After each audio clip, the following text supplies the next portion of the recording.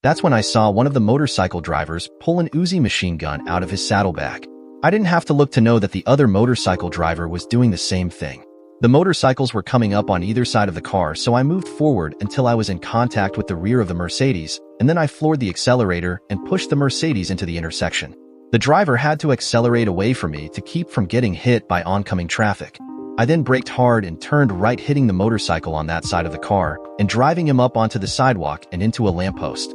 The motorcycle driver on my left managed to get off a short burst from his Uzi before I yanked the wheel left and knocked him in front of an oncoming truck. The Mercedes' attempt to get through the intersection without getting hit was unsuccessful. I was then able to use the confusion caused by the accident in the intersection to get out of the area. "Wow, pretty hairy," Agent Van Horn said. "That one really had my heart pumping." Most of the time the job was pretty routine, and I did enjoy being in Athens. It is a beautiful city. For the rest of the evening, Kyle Van Horn and I traded stories about our childhoods and adventures on the job. We even partnered on the pool table, winning several beers for the effort. While we may not have become close friends that night, we did come to an understanding and had established a mutual respect. I was a little surprised when I looked at my watch and saw that it was nearly midnight when Kyle and I left Dominic's. I went straight home from Dominic's and was in bed asleep before 1 a.m. I sat up quickly and tried to focus on the digital clock on the bedside table. It was 3:45 a.m. I wondered who the hell was pounding on my door at that hour. "Just a minute," I yelled, causing my head to ache. When I got to the door, I asked, "Who's there?" "It's Officer Martin and Officer Condon. You are wanted down at the station." I opened the door to the two uniformed officers. "What's this about?" "Don't know, sir," Officer Martin said. "We were just told to come over here and pick you up." "Okay, give me a minute to get dressed." 20 minutes later, I was escorted into an interrogation room where Captain Ross was waiting for me. "What the hell is this about, Ross?" I asked. "I have a few questions for you," Ross said. "And they couldn't wait till morning?" I was beginning to feel as though I was being set up for something, but I couldn't imagine what. "No, this couldn't wait till morning. Where did you get these pictures?" Ross asked and tossed 5 photographs on the table. They were all pictures of Carrie sitting on a park bench with Commissioner Buskey. There was nothing incriminating about the pictures. Carrie and Buskey weren't touching each other, just sitting together. "I've never seen those pictures before," I said. "Where did you get them?" "They were on your desk," Ross said. "Then what the hell are you doing with them?" "If they were on my desk, they obviously don't belong to you." I was beginning to get pissed. I didn't know what Ross was up to, but I knew it wasn't going to be good for me. "If those pictures were on my desk, you had no right to touch them." Ross just smiled at me. "You're in deep shit, Hobbs. Did you follow your wife and take these pictures, or did you hire someone to do it for you?" A group of curious officers had started to gather outside the interrogation room. When I looked out at them, I saw Hanratty pushing his way through the group and into the interrogation room. "What the hell is going on here?" Hanratty asked. "Your partner is in deep shit," Ross said. "What are you talking about?" "Just be quiet and listen. You'll know everything in a couple of minutes," Ross said to Hanratty, and then turned back to me. "So, you say you don't know anything about these pictures? Is there a point to this? Where were you earlier tonight?" "When earlier? What time are you talking about?" "Between 8 p.m. and 9:30 p.m., Ross said. I was losing patience with Ross and decided not to be cooperative. "Why don't you tell me where you think I was, and I'll tell you if I was there or not," I said. "Don't try being cute with me." "We both know where you were," Ross growled. "I don't really think you know where I was, so why should I help you by telling you where I was?" Just then I saw Chief Pasiak coming through the squad room. People quickly moved out of his way to allow the chief to enter the interrogation room. "What the hell is going on here?" the chief asked while looking at me. "Don't know, Chief. You'll have to ask Captain Ross. He seems to think that where I was between 8 p.m. and 9:30 p.m. last night is important, but he won't say why." The chief looked at Ross. "Well, what the hell is this all about?" Ross picked up the photographs off the table and handed them to the chief. "It seems that the lieutenant has either been following his wife or hired someone to follow her. These pictures were found on Lieutenant Hobbs' desk." The chief looked at the pictures without comment and then looked at Ross and waited for him to continue. "At 8 o'clock last night, Mrs. Hobbs was seen going into a house at 37 3rd Street. She left the house shortly before 9 p.m. At 9:05, Lieutenant Hobbs was seen going into that same house. A few minutes after Lieutenant Hobbs entered the house, a gunshot was heard. Shortly after the gunshot, Lieutenant Hobbs was seen running from the house. The witness called 911. When officers arrived on the scene, they found Commissioner Glenn Buskey dead on the floor with a single gunshot wound to the head. Commissioner Buskey is dead? I asked as I felt the blood draining from my face. I looked over Chief Pasiak and shook my head. You think I killed him? You can't be serious. We've got you, Hobbs, Ross said. He smiled at me before he spoke again. You had reason to believe that your wife was having an affair with Commissioner Buskey. You followed her to 37 3rd Street last night, and when she left you went into the house and found Commissioner Buskey, and in a jealous rage you shot him. In spite of the shock of finding out that the commissioner had been killed and the anger I felt toward Ross as he accused me of killing him, I couldn't help but laugh. You think this is funny, Hobbs? Ross said. How many witnesses were there? I asked. I am guessing just one. One person saw everything. Saw Carrie enter and leave the house, and then saw me enter the house, heard the shot, and then saw me leave and then called the police. Is that about right? That's right, Ross said. I heard Hanratty say, bullshit. How did you know there was just one witness? Chief Pasiak asked. 2 witnesses would increase the chance that they would screw up the story they were paid to tell. What the hell are you trying to pull? Ross shouted with spit flying from his mouth. I just think it's curious that your witness happened to know that it was my wife that entered that house and happened to record the time, and then recorded the time when she left. Then that very same witness recognized me and recorded the time that I entered that house. That last part would have been especially difficult considering I was nowhere near that house last night. Ross started to say something, but the chief cut him off. Can you prove that you were not near that house last night? Do you have Agent Van Horn's cell phone number? I asked. Who's the hell is Agent Van Horn? Ross shouted. An FBI agent from Philly. He was up here working on a case last night, I said. That would give Ross something to worry about. The chief pulled out his cell phone and looked through his directory. Got it. Dial it on the speakerphone so everyone can hear this? I said. The chief dialed the number. Chief Pasiak? What time is it? Agent Van Horn asked. It's 5 o'clock. Why are you calling so early? I motioned for the chief to let me talk. Lieutenant Hobbs wants to ask you something. Hobbs. Good morning, Kyle. How are you this fine morning? You should know. My head hurts. Is this something important, or did you just call to harass me? There seems to be a problem here that can be solved by information that you have. I said. Oh, and what is that? Where were we last night between the hours of 7:30 and midnight? What, you don't remember? I remember, but there are some people here that want to know if you remember. Okay, we were in a pizza restaurant called Dominic's, Van Horn said. The whole time? Chief Pasiak asked. Yeah, we drank some beer, ate some pizza, told some lies about how great we are at our jobs, and shot some pool. It was almost midnight when we left the restaurant. The chief smiled and said, I hope you boys were sober when you drove home last night. Van Horn replied, Of course we were, Chief. Then Ross butted in. Did Hobbs leave your site at any time between 8 o'clock and 9:15?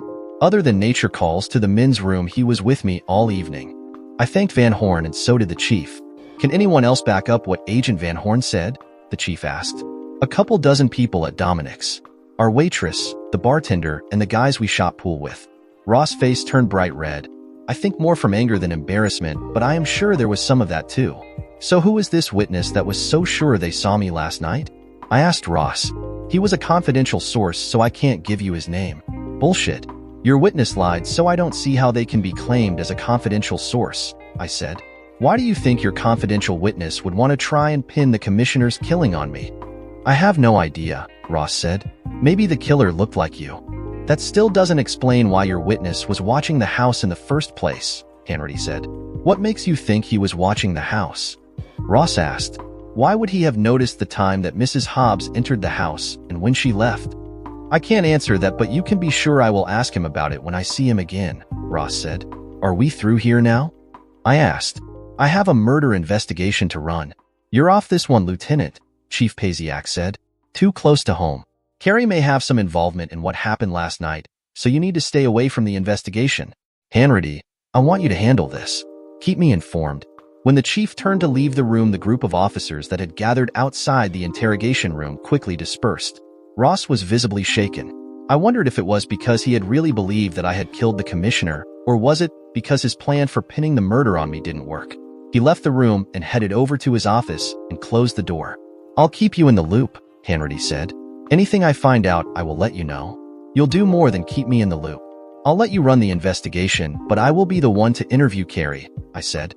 I'll let you talk to Carrie, but please don't do anything to compromise this investigation. This is my chance to show the chief that I am a good detective. Don't worry, I won't screw this up for you, I said. Let's go get some breakfast, and I'll help you plan your investigation. Hannity and I arrived at the law offices of Mitchell and Horn at 9:30 a.m. We need to speak with Mrs. Hobbs, Hannity told Marge Burke, the receptionist, after we had identified ourselves as police officers and showed her our badges. Marge gave me an inquisitive look as she reached for her phone to call Carrie. Marge had known me for 5 years, so our identifying ourselves as police officers and asking to see Mrs. Hobbs had to strike her as being a little odd. Mrs. Hobbs, there are 2 police officers here to see you. Marge put down her phone and said, You can go right up, Brian. I thank her, and Hannity and I took the elevator to the 2nd floor. When we got to Carrie's office, I asked Hannity to give me a few minutes alone with Carrie before he came in. Carrie looked worried when I came into the office. What's going on, Brian? You know you aren't supposed to come here. This is important, Carrie, and it's work-related. Carrie seemed to relax a little when I said that. I just worried that you were violating the restraining order. People here know about it. I know, but I had to talk to you about something, I said, and then laid the pictures of Carrie and Commissioner Buskey sitting in the park on her desk. What can you tell me about these pictures? Oh, my God. Have you been following me?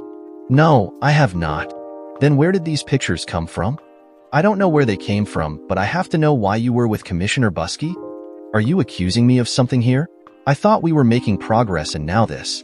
I am not accusing you of anything, but I need to know what this is about. I have to know why you were with Commissioner Buskey, I said. Carrie looked hurt. She took a deep breath and said, That was last Wednesday afternoon. Mr. Mitchell gave me some papers that he needed to have Commissioner Buskey sign that afternoon. I called the commissioner's office and was told that he was out of the office for the afternoon. His secretary gave me his cell phone number, and I called him to ask him if I could meet him somewhere to get his signature on the papers. He told me to meet him in the park. We were there for no more than 5 minutes. He signed the papers and I went back to my office. That's all? Yes. Now why do you have pictures of that meeting? The caller that started all the trouble between us had them delivered to my desk yesterday. Why? I am not sure yet, I said.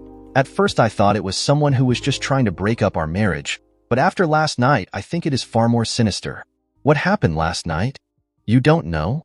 Carrie shook her head, and I could see that she really didn't know what had happened. Did you go to see Commissioner Buskey last night at 37 3rd Street? How did you know that? Did you follow me? No. You better not be lying to me, Carrie said. Have I ever lied to you about anything important? Carrie looked directly into my eyes and then said, No. So how did you know I went to see Commissioner Buskey last night? The same person that sent me the pictures told me that you would be there at 8 o'clock last night. So did you go there to spy on me? No, I was at Dominic's all evening, I said. So why were you meeting Commissioner Buskey last night? It was just business. Why is this so important? It's important because 15 minutes after you left your meeting with the commissioner, someone killed him. Oh my God, are you serious? Carrie asked, but then when she saw the look on my face, she knew. Carrie looked like she might get sick. Why would someone want to kill him? She asked. I don't know why he was killed, but I believe I know why it happened last night right after you left the house. Carrie said, I don't understand. Pictures of you sitting in the park with Commissioner Buskey appear on my desk, and I get a call telling me that you will be at 37 3rd Street at 8 p.m. last night. Shortly after your meeting with Commissioner Buskey, someone killed him. Carrie just looked at me in bewilderment. At 4 o'clock this morning, I was hauled down to the police station and questioned. It seems that Captain Ross had a witness that saw you enter the house at 8 o'clock and leave just before 9 o'clock. That same witness claimed that they saw me enter the house shortly after you left, and then heard a gunshot. The witness claimed that he saw me running away from the house after he heard the shot. Captain Ross was trying to pin the murder on me. You were able to prove that you didn't do it? What do you think? I know you wouldn't do that, but were you able to convince Captain Ross? The fact that I am standing here should answer that, I said. Now, can you tell me why you met Commissioner Buskey at that house last night? It was a real estate deal he was working on. I had to get him to sign a contract for an option to buy some land. Was this land out on the River Road? Yes. How did you know that? I'm a detective. Carrie smiled at that. When did you find out that you had to meet Commissioner Buskey at that house last night? Mr. Mitchell handed me the papers last evening at 6 o'clock. He apologized for the inconvenience, but said that we had to have the papers signed that evening. Then he gave me the address. I had a sudden sick feeling come over me. What happens now? Carrie asked. Hannity is going to come in and take your statement. He'll just ask you about why you were at the house, when you got there, and when you left. Don't worry about it, I told her, then opened the door and invited Hanratty in to ask his questions. As I listened to Carrie answering Hanratty's questions, I reviewed everything I knew, thought I knew, or suspected about the commissioner and his relationship to the other members of the Thursday night club. When Hanratty finished his questions, we got up to leave Carrie's office. Carrie reached out and took my hand. "Brian." I turned to look at Carrie to see what she wanted. "I never lied to you about anything important either," she said. "I know." Carrie smiled at me. As I turned to go out the door, I saw Mr. Mitchell staring at me. The way he was looking at me made the hair on the back of my neck bristle. From behind me, I heard Carrie say, "Would you like to come over for dinner tonight?" "Yes." No," I said. I turned and looked at Carrie. "What do you think would happen if Fred ever found out that Barney was tapping Wilma?" Carrie laughed and said, "Fred would probably kill Barney." I nodded my head in the direction of Mr. Mitchell and said, "What would Fred do to Wilma?" Carrie's whole demeanor changed as she began to understand. Fred wouldn't do anything to Wilma because he would never find her. "Are you sure about that?" "Wilma is smarter than Fred. He would never find her." I said nothing more to Carrie as I left her office. I saw Mr. Mitchell going into Carrie's office as Hanratty and I got on the elevator. "Were you and Carrie talking about the Flintstones?" Hanratty asked as the elevator started down. "Yeah, it's an old joke between us. I told her once that Barney Rubble was banging Wilma behind Fred's back. It's been a private joke between us ever since." Hanratty just shook his head and laughed. "Why don't you drop me back at the station, and then you can carry on with your investigation?" I suggested to Hanratty. "What are you going to do?" "Don't worry, I won't do anything that would compromise your investigation." "I know you wouldn't. I just wondered what you were planning to do," Hanratty said. "I don't have a plan yet. I need to think things through and try to make sense out of all this. I wish I could be of more help, but until you can tell me what is going on, there isn't much I can do."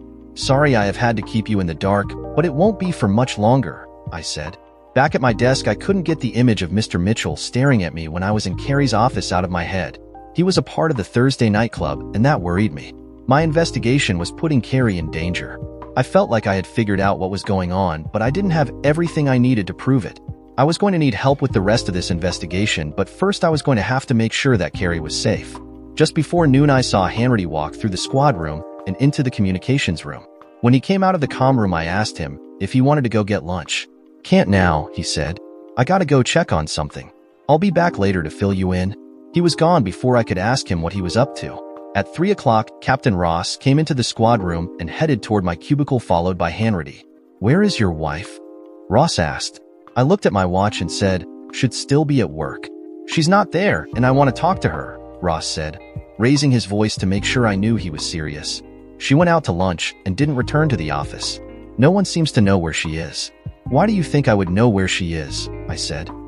"We are separated, and she doesn't tell me what she is doing. Doesn't it concern you that she is missing?" "Missing? She didn't return from lunch. That doesn't mean she is missing," I said. "Why do you want to talk to Mrs. Hobbs?" Hanratty asked Ross. Ross turned to look at Hanratty and said, "I don't have to answer to you." "The shooting of Commissioner Busky is my case," Hanratty said. "It was assigned to me by the chief. Mrs. Hobbs is part of my investigation, so I want to know what you want to talk to her about." "I have some questions about what she was doing with the commissioner last night," Ross said. "I have already questioned Mrs. Hobbs, so there is no reason for you to question her again. I am your superior officer. I will question anyone I feel I need to question," Ross growled. "Take it up with the chief." "This insubordination will cost you, Sergeant Hanratty," Ross said, and then walked away. "He's right, you know. He can question anyone he wants," I said. "I know, but I just wanted to piss him off." "Are you worried that he will find Carrie before we do?" "No, you're not worried." "Not yet," I said. "You got anything for me?" "Yeah. Earlier today, I went into the comm room and looked to see where Captain Ross was. His car was on 10th Street across from the Black Lantern Apartments, so I drove over there. I watched his car from a distance. I spotted him exiting one of the apartments and returning to his car. Did you get the apartment number?" "Better than that. I also got the name of the tenant," Hanratty said. "The apartment is occupied by Daniel Lucia." "Lucia? Wasn't he Captain Ross' snitch on that drug bust he made last year?" I asked. "That's the guy. What made you follow Ross?" "I got suspicious this morning when he wouldn't identify the witness that identified you as the person that ran out of the house after Commissioner Busky was shot. I figured that Ross might want his witness to make a quick exit out of town so that I couldn't question him." "Good job. I have Lucia under surveillance. If he tries to leave town, he will be picked up. After Ross left Lucia's apartment, he drove over to Mitchell and Horn, then I followed him back here. You know that Ross will probably have every cop in the city looking for Carrie? Probably. Try to stay on top of that. If anyone finds her, I want you to get to her before Ross does. I'll take care of that. The guys in the comm room dislike Ross almost as much as I do. I'll have them let me know if Carrie is spotted before Ross finds out. I am dense. How will the boys in the comm room know if she is spotted? It's not like they had a way to trace her, is it? Does spotted mean a call from an officer? Thanks. Hanratty headed over to the comm room, and I turned on my laptop. I was opening my email when Hanratty returned. The only new email was an ad for a resort in the Berkshire Mountains called The Porches. Carrie's car was found, Hanratty said as he approached. It's parked in the public parking lot on 1st Street. The car wasn't locked, and her briefcase was still inside the car. There was nothing else in the car. I told the officer to lock up the car and bring the briefcase into the office. This doesn't look good. I didn't say anything. Hanratty went off and got us both a cup of coffee while we waited for the officer to bring in Carrie's briefcase. Officer Thompson arrived 10 minutes later and handed the briefcase to me. I took a quick look inside and smiled. Good girl. What? Hanratty asked. Nothing. I have to take this home and study the contents. I'll talk to you later. I shut down my laptop and put it into my briefcase and picked up Carrie's briefcase and headed out to my car. Back at my apartment, I made a close examination of the contents of Carrie's briefcase. After making a few phone calls, I sat back to wait. Chief Pasiak arrived at my apartment at 5:30. When the hell are you and Carrie going to get back together? The chief asked as he got a beer out of my refrigerator. Soon, I hope. If you don't, my wife is going to come over here and straighten you out. That won't be necessary. The chief had just settled into a chair when Agent Van Horn arrived. I told Kyle to get himself a beer before we started. Are we all here now? Chief Pasiak asked. Not yet. We're waiting for one more person, I said, and as if on cue, there was a knock on the door. I opened the door and Hanratty entered the room. He looked at the chief and then at Van Horn. What's up? Get yourself a beer and then I will explain. Kyle, Sergeant Hanratty is my partner and is here because he is the only officer on the Brodericksburg police force, other than Chief Pasiak, that I know I can trust. I think you will understand why I say that as we get into this. Rich, this is Kyle Van Horn. Kyle is a field agent for the FBI out of the Philadelphia office. Hanratty reached over and shook Kyle's hand and then sat on the sofa. I was pacing back and forth in front of them trying to think of how to begin. Gentlemen, we have a mess on our hands. A case that started with me trying to find out if a city official from Brodericksburg was accepting bribes to influence the awarding of contracts has grown to include 2 murders, fraud and conspiracy involving Commissioner Buskey, Mayor Gargas, Richard Mitchell of Mitchell and Horn, Superintendent of Schools Robert Kelly, Stephen Farlow, George Kasparek, Congressman Freewater, and our own Captain James Ross. Holy shit, Hanratty muttered. Exactly, I said. You better start explaining all this, Brian, Chief Pasiak said. This all started several years ago when Superintendent Kelly contacted the State Department of Parks and Recreation to ask about the possibility of purchasing 300 acres of the land that is part of the Fort Broderick State Park. Mr. Kelly was told that the state could not sell land from a state park unless the legislature voted to close the park, and then the land would be sold at auction.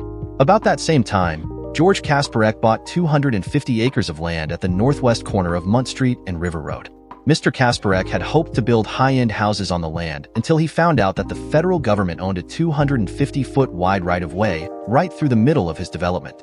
The right-of-way was the land that had been owned by the J&J Railroad and reverted to the feds when J&J went out of business.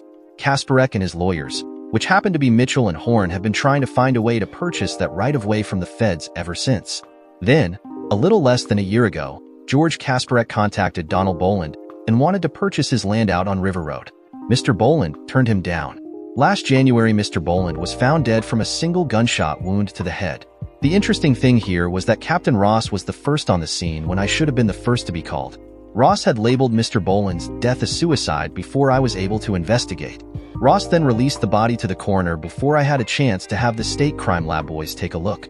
By the time the state boys got there, the crime scene was contaminated, and they couldn't find anything to prove that it wasn't suicide. My gut feeling was that Mr. Boland did not kill himself. A few weeks later, the chief asked me to see if I could find out if Commissioner Buskey had possibly accepted a bribe from Comprehensive Supply Corporation to influence the awarding of purchasing contracts. This was based on information provided to us by Agent Van Horn. That last bit was to bring Hanratty up to speed. What I found out was that Commissioner Buskey attended a conference in Las Vegas, apparently as a guest of CSC, although the commissioner's expense report covered that up. From my investigation, I found out that Commissioner Buskey attended the conference with his lover. I tried to stake out the commissioner's house so that I could follow him and see if he met with his lover in town, but somehow Captain Ross got suspicious, so I had to change my tactics. I went and had a conversation with Stephen Farlow of Farlow Real Estate. Farlow told me that CSC gave the commissioner $10,000 and tickets to some of the top shows in Vegas. Why didn't you arrest the commissioner then? Van Horn asked. If I did, Farlow would have denied everything. We would not have had a case.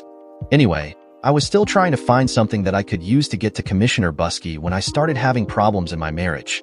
Some woman kept calling me and implying to me that Carrie was fooling around. This woman seemed to know every move Carrie was making and was able to make me wonder if maybe she was fooling around on me. The rift this caused in our marriage made me lose my concentration at work, and I let things slide on my investigation until Carrie got a restraining order to keep me from contacting her. At that point, I sank myself back into my work, and the phone call started again. One call told me that Carrie and her lover were going to meet at a house out on Munt Street. So, like a fool, I went out there to see if she was really going to meet some guy out there. Carrie did show up, and a few minutes later 2 black and whites showed up. I was set up. Someone wanted me at that house that night. They wanted me to be caught spying on my wife so that I would be arrested for violating the restraining order. Luckily, I never got close enough to the house to be seen. I went back to the house the next day, and that's when the rest of the story started to unfold. Mr. Izzo, the owner of the house, told me that Carrie had been there with Stephen Farlow to close a deal for an option to buy his land. Carrie was there for work, not to meet a lover. That is when I learned about Kasparek's problems with the 250-foot right-of-way on his property.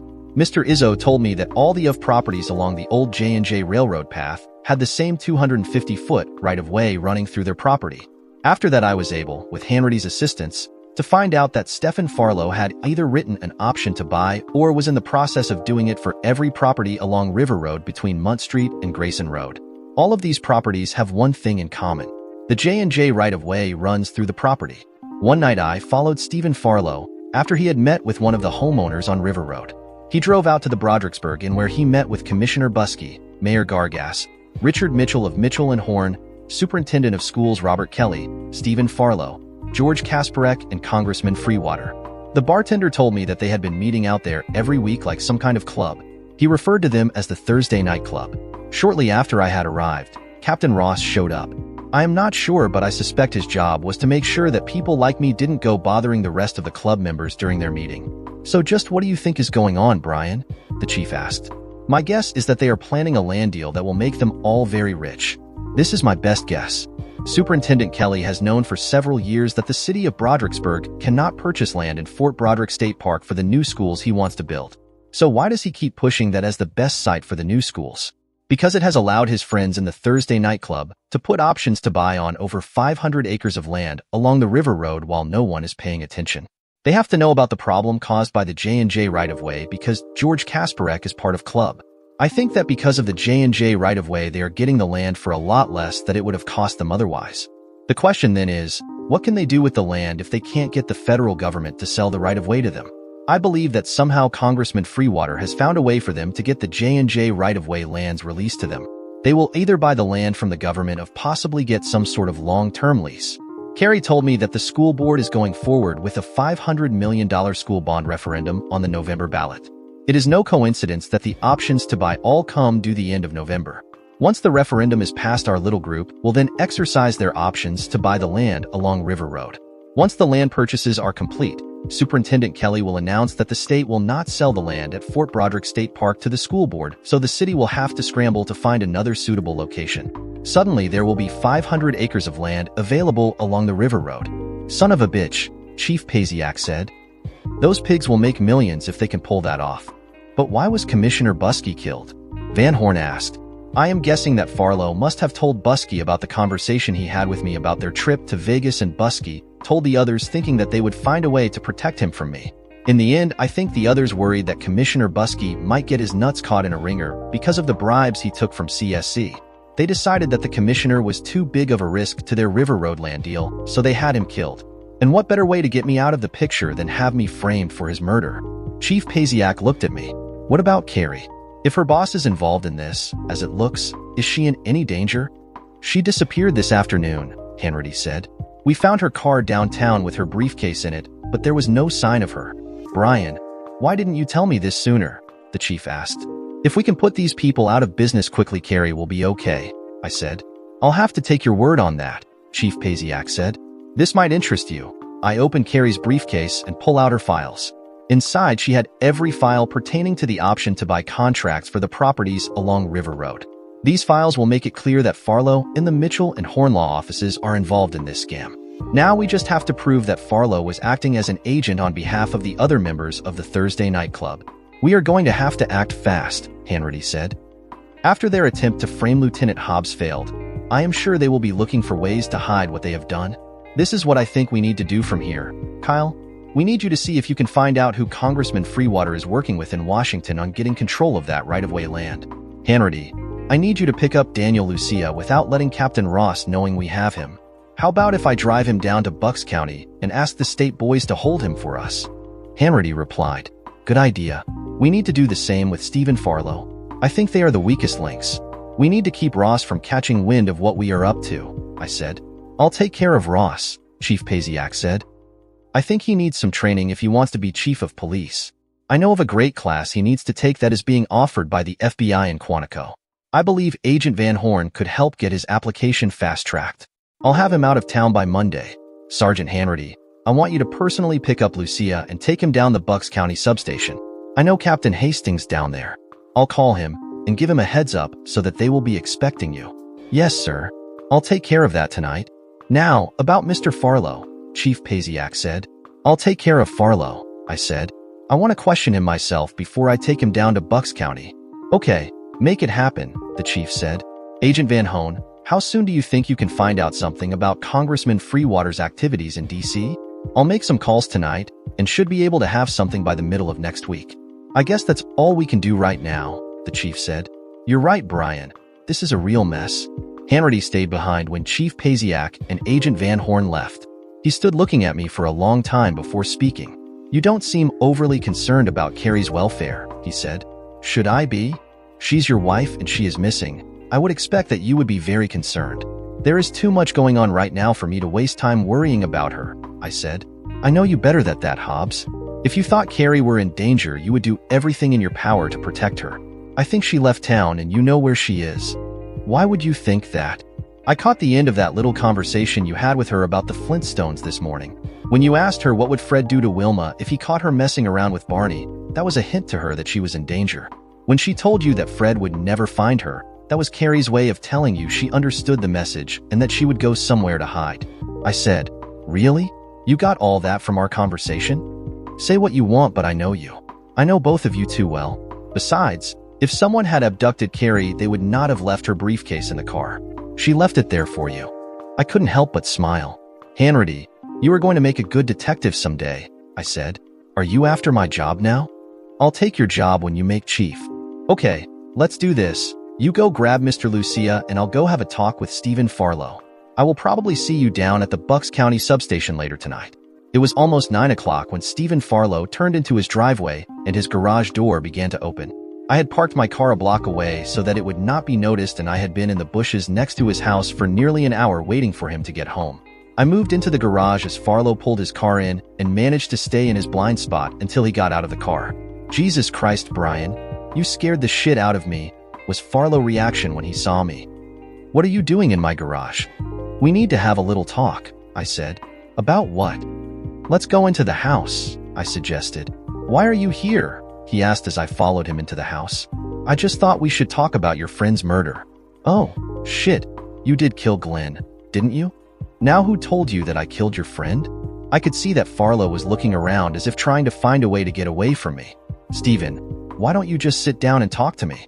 You must know that if I have to chase you, it will probably hurt when I catch you. Farlow slowly sat down on the sofa. What do you want? First, I want to know who told you that I killed Commissioner Buskey? Captain Ross told me that this morning. He said that they had evidence that you had killed Glenn because you thought he was having an affair with your wife. And you believed that? He said he had evidence. Come on now, Stephen. You and I both know. Why would I ever think he was having an affair with my wife? I don't know. I thought it was strange, but Captain Ross said. I cut Farlow off. Forget about what Captain Ross said. He was wrong. So, if I didn't kill Busky in a jealous rage, who else might have had a motive to kill him? I don't know. Let me help you think this through, Stephen. Commissioner Busky was taking bribes from CSC to make sure they won the automotive parts supply contract with the city. You found out about it when you were in Vegas with him. You thought it was funny that they gave him $10,000 to use while he was at that conference with you last October. Did you happen to mention to the commissioner that you and I talked, and you mentioned that we talked about your trip to Vegas? So, that's what got him killed, I said. I could see the color draining from Farlow's face. I don't believe that. You're crazy. Tell me this. If Commissioner Busky was concerned that I might be looking at what he was doing in Las Vegas, who might he go to for help? His attorney, I guess, Farlow said.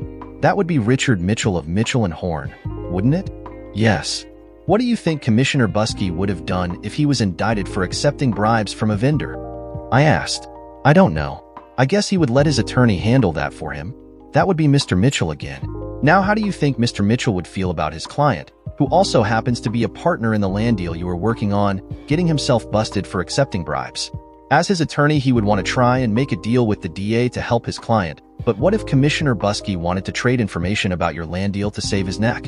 Farlow stiffened and his jaw tightened as he realized where this conversation was headed. What land deal are you talking about? I'm talking about the deal where you went around putting options to buy on all of the land along River Road between Munt Street and Grayson Road. The property that your exclusive little club plans to sell to the city when it turns out that the city can't buy land at Fort Broderick for the new schools. Farlow began shaking his head as he looked down at his hands. Do you really think that your friends would take a chance on letting Commissioner Busky expose their project to save his own butt? Oh God. Here's your chance to save your own neck and get some justice for your friend. Farlow cringed a little when I said that. I have nothing to say to you, he said. Do your friends know that you and Commissioner Busky were close friend? Farlow didn't have to answer. I could tell by the look on his face that they didn't. What do you think they will do when they find that out? The fear was evident in his face. I guess that if you aren't going to talk to me now, I will have to bring you down to the station to question you. While we are there, I will make sure that Captain Ross finds out about your friendship with Commissioner Busky, and I'll tell him that you are being very cooperative. You can't do that. If they kill Glenn, they will surely kill me too. I can only help you if you cooperate. I'll cooperate, but you can't let Ross know. That confirmed what I suspected, that Ross was part of the conspiracy. Over the next hour, speaking in front of a video camera, Stephen Farlow confirmed what I suspected. Before we finished, I asked him, who killed Donald Boland? I thought Boland killed himself. No, he was killed, and I am certain that his death is connected to this land deal. So if you know anything about this, you better tell me now, or you will be an accessory to murder. I don't know anything about that. I honestly believe that he killed himself. I would never have gotten involved in this if I thought anyone would be killed. Besides, Boland died before I got involved with these people. I put the video camera into my briefcase, and then Farlow and I walked back to my car for the ride down to the Bucks County substation. When we arrived, Hanratty and two state police detectives were still questioning Lucia. Hanratty saw me come in and excused himself to come talk to me. The little bugger was getting ready to skip town when I grabbed him. He spilled everything, but he still claims it was you he saw coming out of the house after he heard the gunshot, Hanratty said. He said that Ross paid him $25,000 and told him to go to the house a little before 8 p.m. and wait to see what time your wife arrived and what time she left. He was told to wait until he heard a gunshot and then call 911 and report it. Did Ross tell him to leave town? Yep. Good. When Ross checks up on him, he'll think Lucia left town as instructed, I said. I walk into the interrogation room and stood directly in front of Lucia. Who was it that you saw coming out of the house at 37 3rd Street after you heard the gunshot? I asked him. Lucia looked at me, and his expression showed that he obviously had no idea who I was. I already told them what I saw, was his response. Now I want you to tell me. Who did you see leaving that house? It was Lieutenant Hobbs. Are you sure? Yes. Do you know who I am? How the hell should I know who you are? Lucia said. I am Lieutenant Brain Hobbs of the Brodericksburg Police Department. Lucia's eyes opened wide as he stared at me. Now, who was it that you saw coming out of that house? Ross told me it was Lieutenant Hobbs. Lucia said. I don't give a shit what Ross told you. Who did you see coming out of that house? I don't know. It was some guy in a dark coat. I couldn't see his face. Ross told me he saw him too, and that it was Lieutenant Hobbs. Ross said he saw the man? Yes. Why didn't he tell anyone else? I asked. Ross said that he couldn't say anything because he wasn't supposed to be there. Did that make sense to you? Hey, for $25K, I was willing to say whatever he told me to say. When did Ross say that he would contact you again? He said he wouldn't contact me and that I should never try to contact him, Lucia replied. I turned to one of the state police detectives in the room and asked him to lock Lucia up and hold him as an accessory to murder. Then I turned back to Lucia. I don't think you're going to get to spend that $25K for a long time. So far we have Ross, Lucia, and Farlow. Hanratty and I were sitting in my apartment with Chief Pasiak the next morning. Lucia puts Ross right in the middle of this mess. The rest of them will be a little harder to bring down. I did get some information from Farlow that should help Van Horn's investigation of Congressman Freewater. Apparently Freewater already has the paperwork to release the J&J Railroad right-of-way lands. He managed to work something out with someone in the U.S. Department of Interior. Farlow said that some money changed hands to make this happen, so we have to follow the money. My money is on Kasparek being the man behind this whole scheme. He was the first to find out about the J&J Railroad right-of-way problem. He and his lawyer, guess who that is, have been trying to find a way to get that land from the government for the last 6 years. It looks now as though with the help of Congressman Freewater, they have been able to accomplish that. Well, that's a start, the chief said. I think we need to stay away from Richard Mitchell and Mayor Gargas for now. Mitchell will just claim that he is the attorney for these men and then claim attorney or client privilege. We can't get to him until one of the others in the group is willing to identify Mitchell as a full participating member of the Thursday night club. We don't have any direct evidence against Mayor Gargas yet, and he is just too cool under fire to be scared into giving us any information. He'll want to call his attorney immediately, and we end up with Mitchell involved and nobody talking. The next person on my list is our superintendent of schools, Robert Kelly, I said. We already know that he had talked to the State Department of Parks several years ago and was told that the school board could not purchase land at Fort Broderick. That's enough to put him in the middle of the conspiracy. I think he'll break pretty quickly when he finds out how deep the shit is that he is standing in. I am starting to understand the picture now, Hanratty said. Kasparek finds out he can't build his fancy subdivision unless he can get title to the J&J Railroad land. So he goes to Mitchell and Horn to enlist their help. Mitchell goes to Mayor Gargas, who happens to be a personal friend of Congressman Freewater. So Mitchell asks the mayor to see if the congressman can help. Coincidentally, the law firm of Mitchell and Horn are the attorneys for the Brodericksburg Board of Education, so they would have known of Robert Kelly's attempts to get the Fort Broderick land for the school district. How did you know that Mitchell and Horn represented the school board? I asked Hanratty. When I got home last night, I got on the internet and did a little research on the players in this game, Hanratty said. Better keep an eye on this guy, Chief. He may be after both of our jobs, I said. Hanratty smiled and then continued.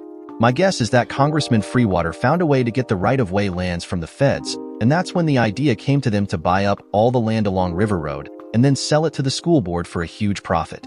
That's where Stephen Farlow comes in. They needed a real estate agent to contact the landowners and make the option to buy offers. What I don't understand is why Commissioner Buskey and Captain Ross were involved. What did they bring to the table? Commissioner Buskey brought money to the table, Chief Pasiak said. They needed a lot of money to buy the options on the land and to pay bribes where needed. Captain Ross was their eyes and ears within the police department.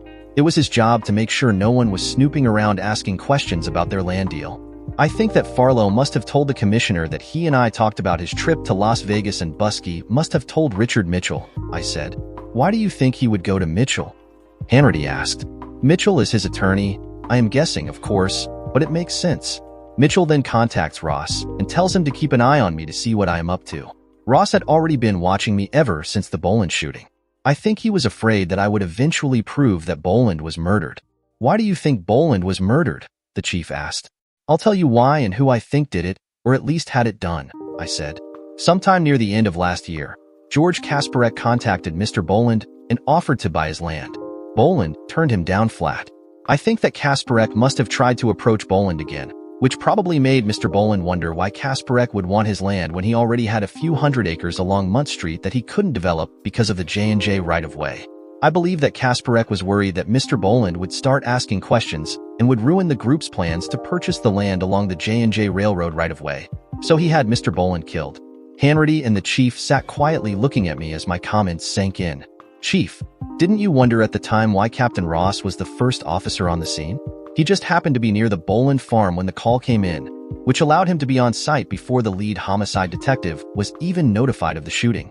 That is very suspicious, the chief said. Then Captain Ross pulls rank on me so that he could release the body to the coroner before I could get the crime lab boys up from Bucks County. Ross ruled it a suicide and the coroner agreed, and they closed the investigation. It has always bothered me that Ross was in such a hurry to close that case. At the time, I just thought he was trying to embarrass me, but now I suspect that he may have been the shooter. The chief spun around to look at me. You think Ross shot Boland? Yes. I think he shot him and then waited for the body to be discovered by his wife, so that he could be there before me so that he could call it a suicide and prevent a full investigation of the shooting. The chief shook his head in dismay. What a piece of shit, was Hanratty's comment. This afternoon I am going to ask Captain Ross to go down to Quantico to take that leadership class that the FBI is sponsoring, Chief Pasiak said. Once he is safely out of town, you can pull Robert Kelly in for questioning. You will have to break him fast. If he asks for his lawyer before you get him to implicate Richard Mitchell, we may never be able to get enough evidence to get the whole group. Later that afternoon, I watched Captain Ross go into Chief Pasiak's office. The success of the rest of our investigation depended on Ross believing that the chief really wanted him to take the leadership course at Quantico. Half an hour later, Ross came out of the chief's office with a big smile on his face. When Ross left the station, I went into the chief's office and asked what he told Ross that made him smile. I told Captain Ross that I didn't think you would be a good candidate to replace me as chief because of the cloud hanging over you because of Commissioner Buskey's murder. I told him that it appears that you are innocent, but that the public may not accept that. I told Ross that he would most likely be the next chief. Then I told him about the class at Quantico, and he could not have been happier. He left to make travel arrangements to leave for Quantico on Sunday. Monday morning, I called Van Horn to make sure that Ross was in the leadership class at Quantico, and then made my plans for the day. Hanratty and I kept a low profile over the weekend so that we wouldn't raise any suspicion among the members of the Thursday night club, and I planned to grab Robert Kelly on his way home from work, again to keep from alerting the rest of the club. That evening, Hanratty and I followed Robert Kelly from the school board offices to a supermarket about 2 blocks from his house. As soon as Mr. Kelly got out of his car, Hanratty grabbed him, spun him around, and pushed him face down on the trunk of his car. Robert Kelly, you are under arrest for conspiracy to commit land fraud and accessory to murder, Hanratty said as he cuffed Kelly. Robert Kelly tried to protest, but Hanratty cut him off by reading him his Miranda rights and then pushed him into the back seat of our car. We made the 45-minute trip down to the Bucks County substation in silence. I could almost smell the fear on Kelly. That made me smile. The more fear he had, the easier it would be to break him. Whose idea was it to play this bait and switch with the land for the new schools? Was my first question to Mr. Kelly. I think I want to talk to my lawyer, Kelly said. You are welcome to call your lawyer as long he isn't a lawyer from Mitchell and Horn, I bluffed. Richard Mitchell is also a suspect in this case, so he will not be able to represent you. Robert Kelly's face went completely white. While you are trying to decide on who you can call to represent you, the rest of the members of your little club are trying to make deals with the DA to stay out of jail. They are going to pin this mess on you. After all, this was all your idea, wasn't it? You're the one that knew that the school board couldn't buy the land at Fort Broderick, but you kept pushing that site as the best place for the new schools. Now 2 men are dead because of you. I didn't kill anyone, and this wasn't my idea, Kelly said. Doesn't matter if you killed anyone or not. You'll go down as an accessory to murder. It wasn't me. I didn't even know about the murders, Kelly said. How could you not know about the murders of Donald Boland and Glenn Buskey? Hanratty asked. I didn't know about them when they happened, Kelly cried. I found out afterward. Who killed them? I shouted. Kasparek had Ross do it. He said it was done to protect us. Protect who? Hanratty asked. Me? Richard? Richard Mitchell? I asked. Yes, Richard Mitchell. Who else? I asked. Stephen Farlow, Mayor Gargas, and Congressman Freewater. Can you prove that Richard Mitchell was an active member of this conspiracy? I asked. Yes. He came to me with the idea. The original idea was Kasparek's. He involved Mitchell, and Mitchell brought me into it, Kelly said. Do you know who Congressman Freewater's contact is within the Department of Interior? I asked. I don't know the name, but it is someone that works in the Bureau of Land Management. He found the deeds to the J&J Railroad right-of-way, and he is going to sign them over to us. For how much? I asked. $50,000. After that, Kelly opened up and gave us the whole story with as much detail as he could. It was obvious that he was trying to be cooperative. After interrogating Kelly, I called Van Horn and told him about the congressman's contact within the Bureau of Land Management. That fits, Van Horn said. We pulled the congressman's phone records for the last 2 years. We found several calls to the Department of Interior, but he seldom called the same number twice. But over the last 18 months, he has called one number several times. That number belongs to a clerk in the Bureau of Land Management. We'll pick this guy up tomorrow, and if he rolls, we will probably pick up Congressman Freewater on Wednesday." "That's great," I said. "You may not think so when I tell you the rest of this," Van Horn said. "Because this conspiracy involves the illegal transfer of federal lands to private citizens, a federal employee of the Bureau of Land Management, and a member of the United States Congress, the FBI is taking charge of this case. Also, because the two murders were part of this conspiracy, they will also be part of our investigation. Don't worry, I'll make sure you get credit for your part in the investigation." I was a little pissed, but I kind of expected this to happen right from the beginning. It's just that I never dreamed that this case would become so big. "So when is the roundup?" "Assuming our friend at the Bureau of Land Management is cooperative tomorrow, I expect that we will pick up all of the members of the Thursday night club on Wednesday. So, I guess I'll see you in Brodericksburg Wednesday morning." By noon on Wednesday, it was over. The FBI picked up Richard Mitchell, Mayor Gargas, and George Kasparek in Brodericksburg and had arrested Congressman Freewater at his office in Washington. The FBI also took Robert Kelly, Stephen Farlow, and Daniel Lucia into their custody. It became evident rather quickly that Kasparek was the leader of the Thursday night club and Captain Ross was his enforcer. While trying to save their own asses, the other suspects said that Kasparek had ordered the killings of Donald Boland and Glenn Buskey, and Ross did the deed. I asked Agent Van Horn how the arrest of Captain Ross had gone down. "I don't know how that went down," he said. Van Horn then picked up his phone and made a call. What Van Horn yelled, "God damn it. What happened?" I asked. Agents were going to grab Captain Ross when he came into class this morning, but he didn't show up. His hotel room was empty and his rental car was gone. Now where the hell is he? He must have found out what was happening back here. After asking around the station, I found out that Ross had called the office that morning to find out what was going on, and the duty sergeant told him that I was in the chief's office with 5 FBI agents, and the FBI agents had a handful of arrest warrants. I guess that Ross jumped to the right conclusion and skipped town. The question became, where would he go? Ross was now the FBI's problem, but I didn't like that he was running around loose somewhere. Why don't we go have a chat with Mrs. Ross? See if he has talked to her today. Maybe she even knows where he is. How well do you know her? Van Horn asked. Not very well. I've met her at a few social functions, but I never spent much time around her. Okay, then, you make the introductions and let me do the questioning, Van Horn said. Whatever. It was obvious to me that from the moment Mrs. Ross opened her door, she appeared to be nervous. I wondered if that was because 2 cops showed up on her doorstep, or was it because she had been in contact with her husband and knew that we were looking for him. Hello, Jean. How are you? I asked. I'm fine, thank you. Jim isn't home, she said. We aren't here to talk to Jim. We came to talk to you, Jean. This is Agent Kyle Van Horn of the FBI, and he would like to ask you a few questions. Mrs. Ross invited us into the house, and we all sat in the living room. Mrs. Ross, have you spoken with your husband this morning? Van Horn asked. No. As Lieutenant Hobbs can tell you, my husband is away taking a class at your FBI school in Quantico, she said. I felt the hair on my neck stand up when Mrs. Ross said, Lieutenant Hobbs. Mrs. Ross was the voice on the phone. I didn't say anything until Van Horn finished his questions, which had garnered no new information as to the whereabouts of Captain Ross. Van Horn thanked Mrs. Ross for her time and stood to leave. I have one more question for Mrs. Ross, I said. Van Horn looked at me and sat back down. Jean, a lot of people are in a lot of trouble right now because of what your husband has been involved in. Now I need to know, who told you to make those calls to me? I could see that Mrs. Ross had become even more tense than she had been while Van Horn questioned her. What calls are you talking about? She asked, with an obvious quiver in her voice. Jean, there have been 2 murders, government fraud, and charges of conspiracy against the people your husband was associated with. If you don't cooperate with us, you will also be charged with these crimes, I said. Jim made me do it, she blurted out. Jim told me that we were going to be very rich, and all I had to do was make a few phone calls. I didn't want to do it, but Jim told me I had to. Who told you what to say? I asked. Richard Mitchell. He would call me and tell me when I was to call you, and what I was supposed to say. I looked over at Van Horn, and he shook his head in disgust. Mrs. Ross, you are going to have to come with us, Van Horn said. All I did was make a few phone calls. I didn't know what Jim was up to. He never told me, she cried. You'll get your chance to explain it all later.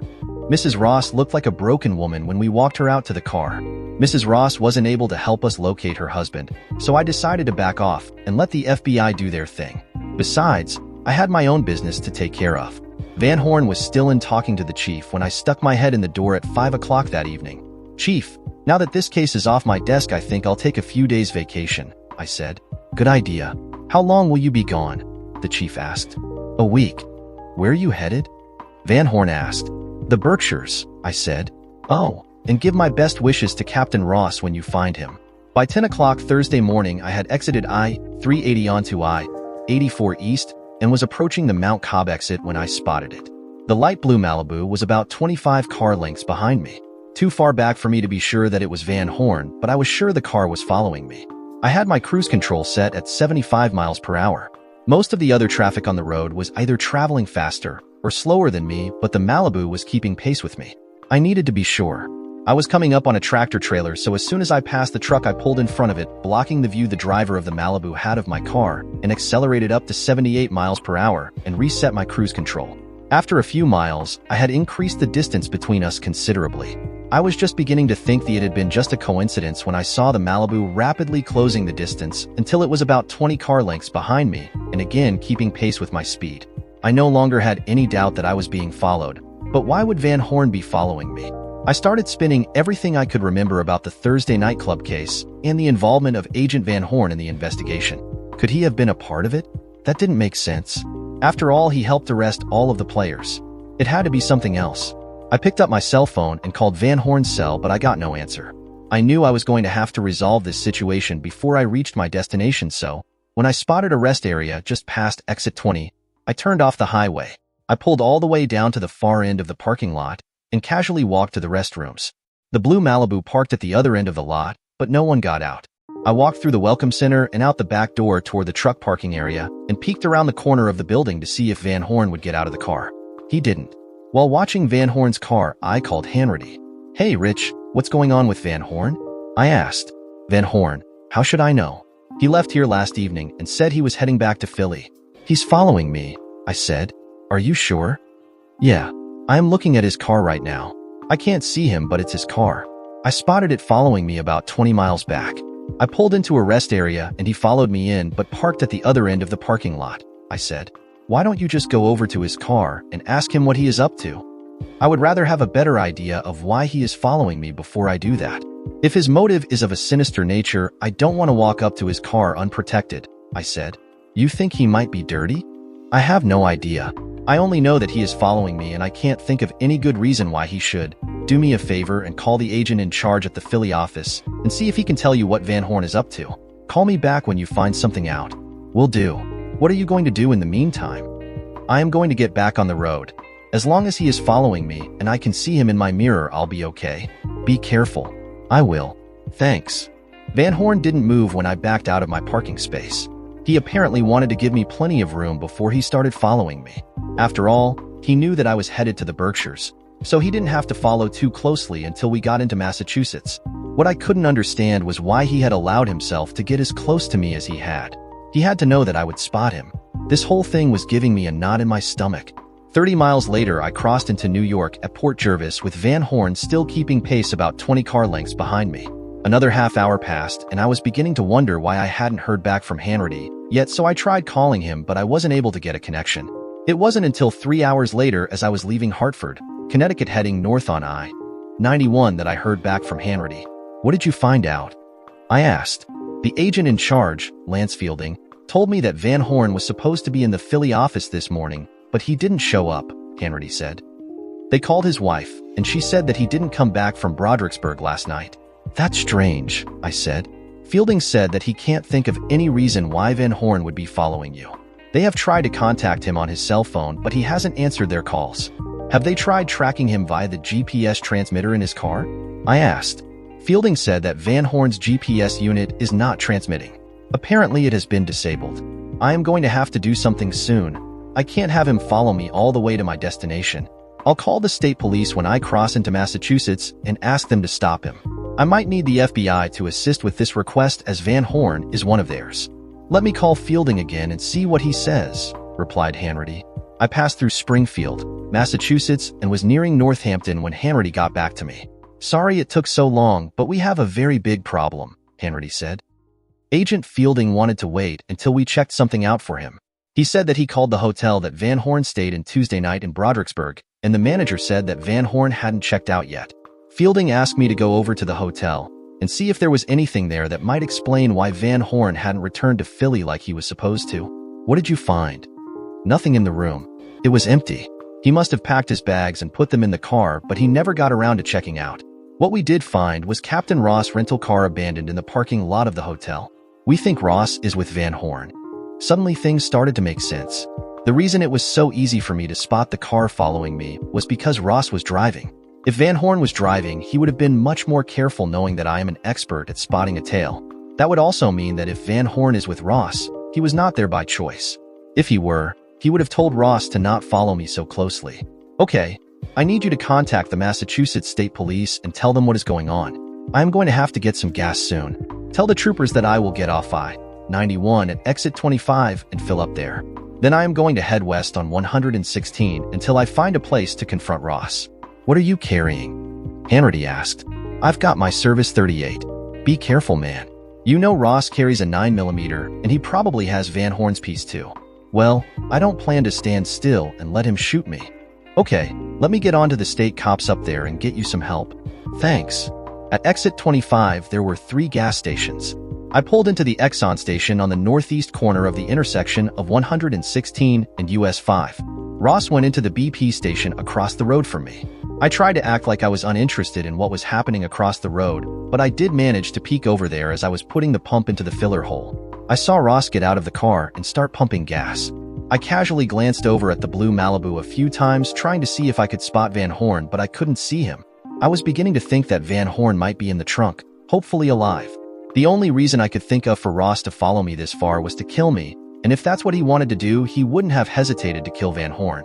I only put 10 gallons of gas in the car, and then I headed back out onto 116 and headed west. I guess I caught Ross by surprise because he was still pumping gas when I got into my car. I accelerated hard, but not enough to spin the tires. I didn't want to alert Ross to the fact that I knew he was following me, but I wanted to get some distance ahead of him. I figured that I had about a 3/4 mile lead on Ross when I crested a hill and spotted a place to pull off the road.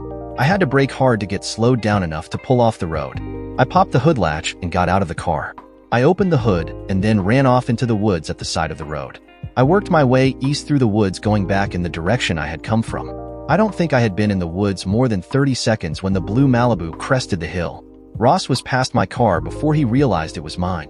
I watched from the woods as Ross continued down the road another 1/4 mile and then stopped. I guessed that he was waiting to see what I was up to. When he saw no activity at my car, he turned around and headed back toward me. Ross pulled over in front of my car and stopped. As he stepped from his car, I could see the 9mm in his hand. That gun gave him more firepower than my 38, so I had to be extra careful not to give my position away. Ross walked over to my car and looked inside. I could see the realization on his face. He knew that I had spotted him and had fled into the woods. He just didn't know how far into the woods I had gone. My hope was that Ross would come into the woods looking for me so that I could circle back to the cars and check to see if Van Horn was in the Malibu, and if so, was he alive. After standing and staring toward the path I had taken into the woods for what seemed like an eternity, Ross started into the woods. I knew that Ross was a hunter, so he wouldn't feel uncomfortable hunting me in the woods. I waited until he was a good 50 feet into the woods, and then I crawled out of my hiding place, and keeping low, I crept up to the Malibu and looked inside. There was nothing of interest in the front seat, but there was a large blanket on the floor in the back. Luckily, Ross hadn't bothered to lock the door, so I opened the back door and lifted the blanket. Underneath the blanket, I found Kyle Van Horn. His hands and feet were bound with duct tape, and he had tape over his mouth. Kyle appeared to be unconscious, but I was able to feel a weak pulse in his neck. He was alive, but he needed to get to a hospital. I pulled the tape off his mouth to help him with his breathing, and then peeked over the trunk of the car just in time to see Ross coming out of the woods. He had spotted me and was lifting his gun to point it at me. I had less than a second to decide whether to run or stay with Van Horn. I was afraid that if I ran, Van Horn would have no chance, so I ducked down behind the car and pulled my 38. My only hope was to keep Ross away long enough for the state police to show up. I slid over so that I was sitting on the ground with my back against the rear tire. I didn't want to get hit by a shot fired under the car. Ross' first 3 shots took out the side windows on both sides of the Malibu. From the sound of the gun, I guessed that Ross was still standing by the edge of the woods. He was smart enough to not come charging toward the car, leaving himself unprotected. He was just far enough away that my 38 with its short barrel wouldn't be much use.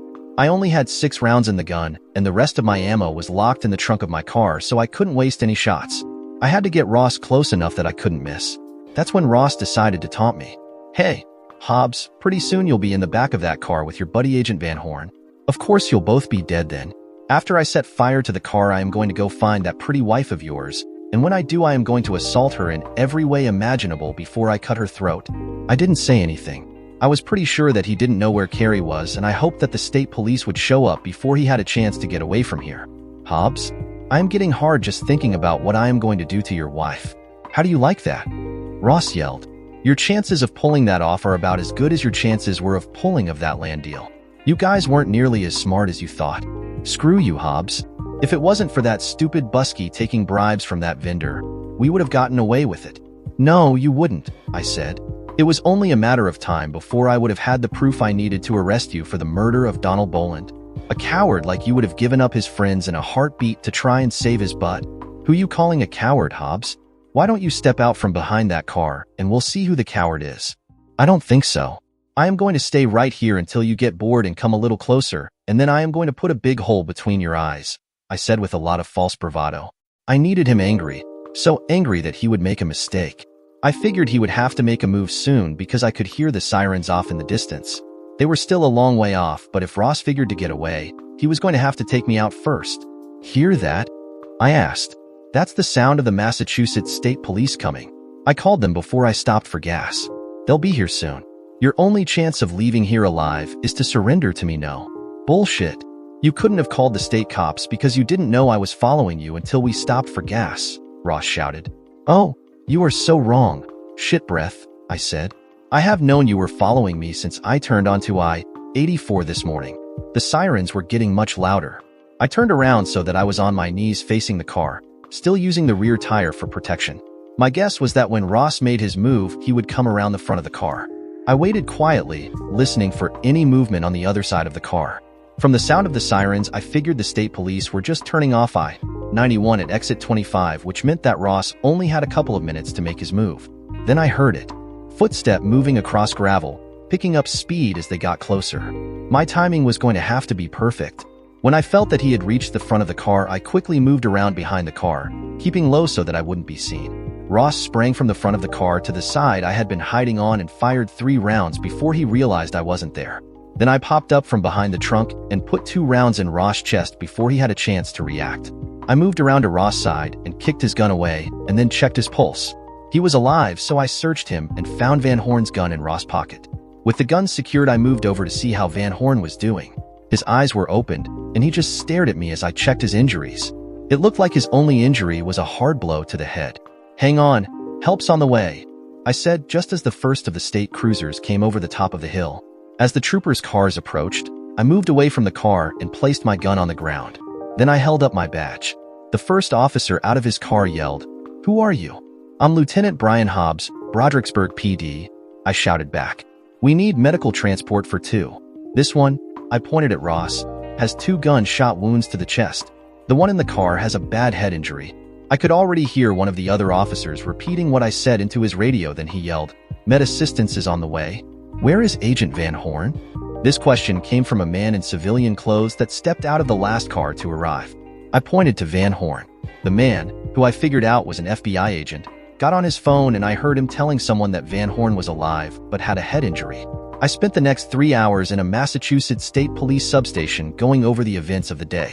Van Horn was in the hospital with a concussion, although he was expected to recover, but Ross wasn't so lucky. His wounds weren't fatal, but one of my bullets damaged his spine, which meant he would be spending the rest of his life in a wheelchair. It was also quite likely that he would be spending the rest of his life in jail. I was finally allowed to leave at 5 o'clock that evening. I continued my trip by heading north on I-91 to Greenfield, and then I took Route 2 west to North Adams. In North Adams, I drove past the Porches Resort and turned up a narrow road about a mile from the resort. The road I was on was only 2 miles long, and it dead-ended in a small parking area. The parking area served 4 cottages set high on a hillside with a beautiful view of the valley below. I parked my car and walked up to the cottage on the far right. When I knocked on the door, it opened almost immediately. The tall brunette standing in the doorway was the best-looking woman I had seen in quite some time. "Mrs. Carrie Hobbs?" I asked. "Yes, that's me," as the smile spread across her face. "I am Lieutenant Brian Hobbs of the Brodericksburg Police Department. What do you want, Lieutenant Hobbs? I am here to arrest you. On what charge? She asked. For withholding love from your excited husband, I said. Oh, that sounds serious, she responded. Do I have to go back to Brodericksburg with you, or can I just pay a fine? I don't know if you have enough money to pay this fine. Why don't you come in and see if there is something you like? Then maybe we can work out a trade. Are you trying to bribe me, Mrs. Hobbs? Absolutely. Well, then I accept. How did you find me? It was easy. I am a detective. I spent the next 3 hours collecting the various fines that Mrs. Hobbs was required to pay, and then we went out to dinner. At dinner, I brought Carrie up to speed on everything that had happened. I explained to her how I got involved in the Commissioner Buskey case, and when I started to make progress, that is when I started getting the calls telling me that Carrie was lying about what she was doing at night. I apologized to Carrie for going off the deep end. I told her that after we separated, and she took out the restraining order against me, I started concentrating on the case against Buskey again, and then the calls started again. Who was making those calls? Carrie asked. It had to be someone that knew my every move. It was Jean Ross. Jean made those calls? Why would she do that? Carrie asked. Captain Ross insisted that she make the calls. How did she know what I was doing and where I would be? Your boss would call Jean and tell her when to call me and what to say. Richard? Oh God. Who were these people? I would never had suspected Richard of being involved in something like this. It wasn't till after Jean called me and said that you were meeting your lover on a Sunday night at a house on Munt Street that I was able to figure out what was going on. I found out on Monday that there had been the report of a prowler at that location Sunday night, so I did a follow-up at that address. That is when I found out that you were there for work. You went there with Stephen Farlow to get a contract for an option to buy signed. Someone wanted me to go there thinking that you were there to meet your lover. The plan was for the police to catch me trying to see who you were with. That would have caused me a lot of trouble and put me off of my investigation of Commissioner Buskey. That's when I saw the pattern of the land purchases and the puzzle started to come together. I explained how I put it all together and why Buskey and Boland were murdered. Brian, I swear to you that I had no idea what they were doing, Carrie said. How did you get involved in these lands deals? I asked. Remember back in April, when I started having to work some nights? Yes, that's when it started. One afternoon at work, Richard called me into his office. When I went in, Mr. Buskey was in the office with Stephen Farlow. Richard told me that Mr. Buskey represented a group of men that want to invest in and develop some property along the river. Richard explained that to begin with, they only wanted to put options to buy on the properties they were interested. Richard then said that Stephen was going to act as an agent for Mr. Buskey and his partners, and that Stephen would contact the property owners and make the offers. My job was just to go along with Stephen to get the contract signed and hand over the check to purchase the option. Richard made it clear that nothing was to be said about these deals, or who the buyers were until the options were exercised. Did it make you suspicious when you found out what properties were involved? No, why should it? Actually, it made sense to me. The property along the river would have been a great place to build new homes. Didn't you realize that the J&J Railroad right-of-way would have made the land useless for development? I asked. J&J Railroad? I never heard of it. There was no mention of a railroad right-of-way in any of the documents I saw. That's true. I didn't see any mention of that in the documents that you left in your briefcase. Carrie smiled. I was hoping that whoever found my car would bring you my briefcase. I don't think you need to worry about any of this. You didn't do anything wrong. The land deals themselves were not illegal. It was the conspiracy to defraud the taxpayers of Brodericksburg that was illegal. What they did to get their hands on the J&J Railroad right-of-way was also illegal. Carrie shook her head. You keep talking about the J&J Railroad. What is that all about? I spent the next 20 minutes explaining the J&J Railroad and how it played a role in the case of the Thursday night club.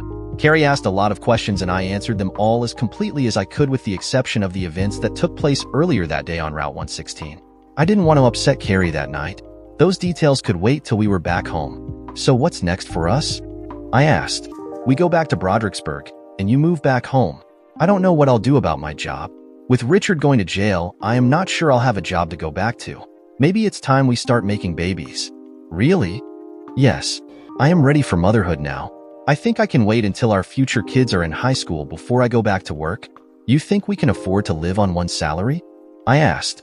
I expect that very soon, you will be the chief of police. You'll make enough then to support us, Carrie said.